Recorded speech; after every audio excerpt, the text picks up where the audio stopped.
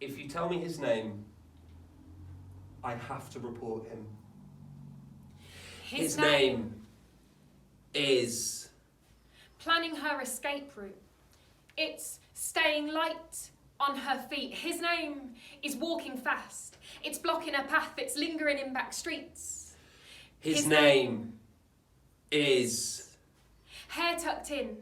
It's crossing the road. It's taking a fake call. His name is pulling over, asking her for directions instead of the man ahead who's built and 6'2" tall. His name is following her around the store. It's brushing past. It's touching the small of her back. His name is staring at her. It's waiting for her. It's look at the rack on that. Listen, lads, we have to do better. And let our friends know that it won't be accepted. To catcall. And quarter wall. Commenting audible. Yelling at women and making them uncomfortable. You're not entitled to a retention.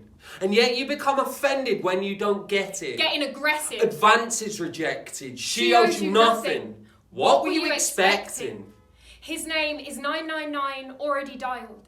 It's stripping her of independence. His name is keys in between her knuckles. His name is a never-ending presence. She's afraid of unknown men.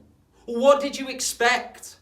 When we are a society that treats women like they're objects, ingrained misogyny, painful and abusive, we're either part of the problem or we're choosing solutions. His name is hiding in the crowd, behind buildings, bins and cars. His name is pressed up against her. It's using code words at the bar. You're not a factor in how she got dressed. No clothes are invitation to harassment. And no is not an indication to try harder. It's a straight up rejection of sexual advances. His name is avoiding public transport. It's leaving the night out before it's done. His name is dictating her skirt is too short. It's a change of shoes that make it easier to run. No woman should worry when walking alone, whether the footsteps she's hearing are following her home. Quickening her pace and her pulse it is racing. A regular rhythm is beating on a pavement. His name is texting when she gets home. It's walking clear of alleyways and ditches. His name is catcalling and dog whistles, but we're not. And we're not. Listen, lads, we have to do better. And let our friends know that it won't be accepted. To catcall and quarter wall. Commenting audible. Yelling at women. And making them uncomfortable. Because boys will be boys, it is not an excuse. Your choice is your choice, no one made it for you. Boys will be boys, it is not an excuse. Your voice is your voice, up to you what you do. If you tell me his name, I have to report him. His name is... Fear. It's judgment. It's a man phoning from victim support. His name is men have torn me down and I'm supposed to let them build me back up. His name. He's taking me to court. His name. He's behind closed doors. His name. His loud noise. His name. His sudden movements. His name. He's driving too fast. It's never in the past. His name is yes. But can I prove it? She's afraid of unknown men. What did you expect? When we are a society that treats women like they're objects. Ingrained misogyny, painful and abusive. You're either part of the problem or you're choosing solutions. Because boys might be boys while we're figuring the world out. But then you grow to men, and men are held to account. If you tell me his name, I have to report him. His name is in safe hands. Her name. Is never going to feel safe again. Her name. Is affected. Her name. Is disconnected. Her name. Is neglected. Her name. Is disrespected. His name. Is going to haunt her. His name. Is going to take her life. His name is...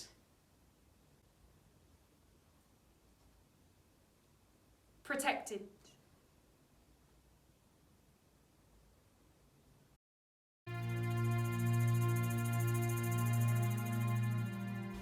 Hello, my name is Jemima Hughes. I'm a performance poet from Birmingham and I speak about sexual violence trauma and mental health / mental illness.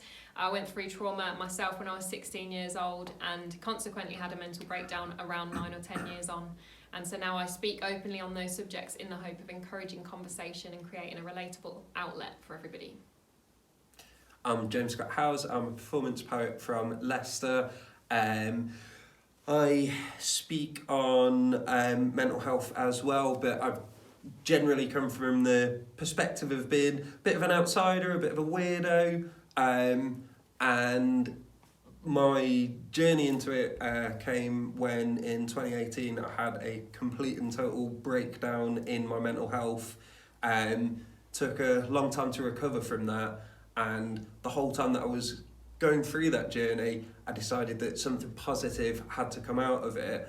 And when I came through to the other side, I decided that I wanted to relay those experiences, again, like Jemima, with the hope of reaching someone who's going through that and helping them to realise that they're not alone and other people are having those experiences.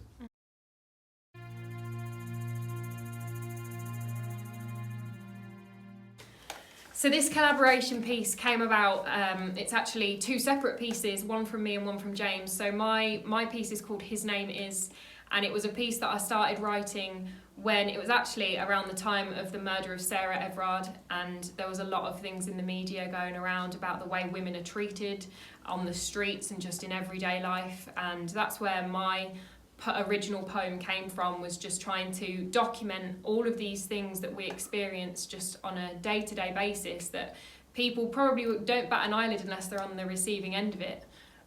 But it's really important to realise how inappropriate and unnecessary these things are, and also how quickly these things escalate to be such a more serious scenario than just a wolf whistle or a cat call. So that's where mine came from, and also from a personal perspective, going through trauma when I was younger, sexual violence trauma, domestic abuse and violence, but also then going through other situations throughout my life where men have acted inappropriately towards me, and wanting to put that out there and be as honest and raw as possible about these situations and how it feels to be on the receiving end of that, and first-hand experience of that, and what consequences that has on your life going forward, because rape isn't just one traumatic event, it's a series of traumatic events from that moment onwards, and it's important to understand how massively that impacts life.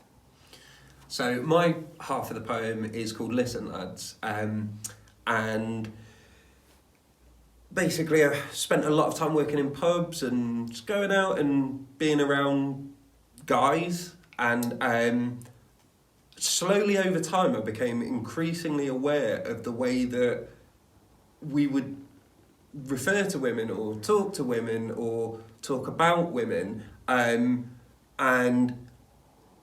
there was a bit of a light bulb moment, I guess, where I just realised one day that I'd been around people who were saying and doing awful things and I'd never called them out for it. It was something that I never did personally, although in retrospect, you know, there were occasions where I should have behaved better. And once I'd started performing my poetry, I realised that even on a very small scale, I had a platform, and if I was able to just get out there and from a male perspective say, we need to stop doing this. This isn't a women's issue, this is a men's issue. Mm-hmm. It's not the woman's responsibility to stop us talking and acting in this way. We have to stop it. And so that's where it came from my perspective, and it was just sort of like attempting to take a little bit of responsibility and make amends for the fact that in the past I haven't confronted people who've been doing and saying things that I knew were wrong. Mm-hmm. And then seeing James perform his piece Listen Lads at an event that I was also at, I realised he was doing the same thing I was doing but from a male perspective, and James very quickly realised that I was doing what he was doing from a female perspective and approached me that night and said that we should collaborate, and we just knew that these pieces would go perfectly together, and that's where we came up with Listen to His Name. There was quite a few moments of real accidental crossover where we were talking about the exact same subject. Same thing. We both had a line in each of our pieces saying keys in between his knuckles, We literally had the same lines, but we didn't know that each other were writing these pieces. So it was just the perfect collaboration.